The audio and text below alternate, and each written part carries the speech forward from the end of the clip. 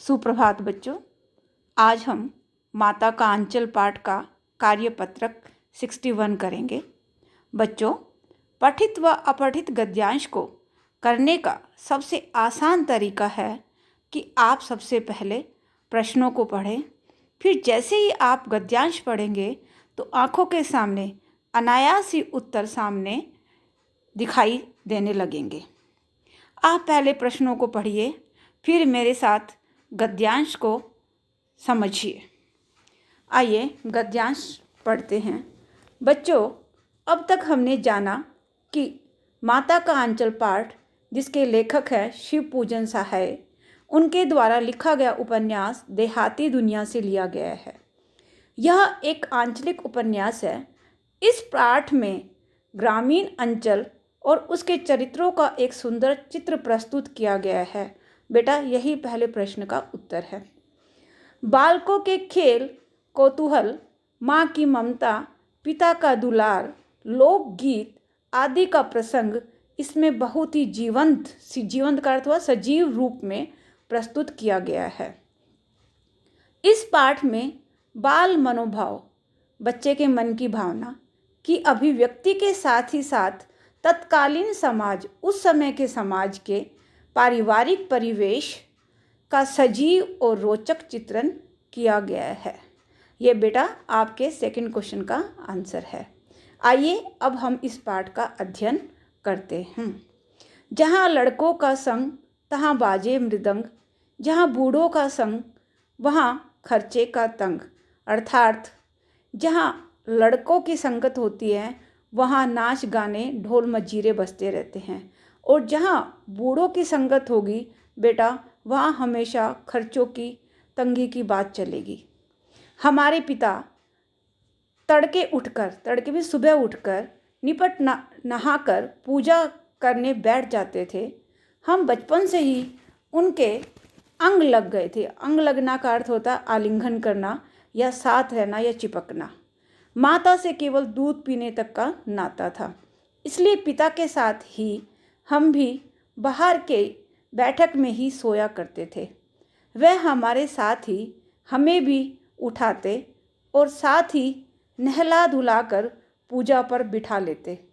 हम भभूत का तिलक, भभूत क्या होता है बेटा? हवन की बची हुई राख का तिलक लगा देने के लिए उनको दिक करने लगते थे। दिक मीन्स तंग करना। कुछ हंसकर, कुछ झुंझलाकर, कुछ डांटकर वह हमारे चौड़े लीलार मीन्स ललाट पर, माथे पर त्रिपुंड कर देते। त्रिपुंड क्या होता है बेटा?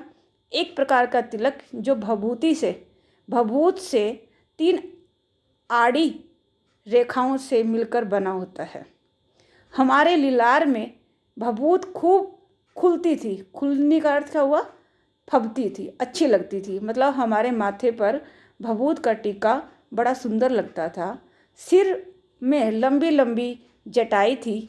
भभूत रमाने से हम खासे बम भोला बन जाते थे। आइए अब इसके प्रश्नों के उत्तरों को करते हैं। पहला प्रश्न, माता का आंचल पाठ कहाँ से लिया गया है और उसकी क्या विशेषता है? उत्तर, माता का आंचल पाठ उपन्यास देहाती दुनिया से लिया गया है। यह उपन्यास ग्रामीण अंचल और उसके चरित्रों का सुंदर चित्र प्रस्तुत करता है। प्रश्न 2, इस पाठ में किन किन बातों का सजीव व रोचक चित्रण किया गया है? उत्तर, इस पाठ में बाल मनोभावों की अभिव्यक्ति के साथ ही साथ तत्कालीन समाज के पारिवारिक परिवेश का सजीव और रोचक चित्रण किया गया है। तीसरा प्रश्न, माता से केवल दूध पीने तक का नाता था से क्या अभिप्राय है? उत्तर, बालक सुबह की पूजा से लेकर बैठक में सोने तक पिता के साथ ही रहता था। पिता अपने साथ ही बालक को उठाकर साथ ही नहलाते धुलाते थे। अतः बालक का माँ के साथ केवल दूध पीने तक का नाता था। चौथा प्रश्न, बालक की सवेरे की दिनचर्या क्या थी? इसका उत्तर, बालक के पिता सुबह उसे अपने साथ उठाकर नहला दुलाकर पूजा पर बिठा लेते। पिता बच्चे के माथे पर भभूत से त्रिपुंड कर देते थे। यही बच्चे की सुबह की दिनचर्या थी। 5वां प्रश्न, अपने बचपन की किसी मज़ेदार घटना को लिखिए। मेरी छोटी बहन पढ़ाई में कमज़ोर थी। उसे पढ़ाई से डर लगता था और मुझे घर के काम से। इसलिए बचपन में मैं उसका होमवर्क कर देती थी और वह बदले में अपने हिस्से का पूरा काम उससे करवा लेती थी। यही मेरे जीवन की सबसे रोचक घटना है। धन्यवाद बच्चों।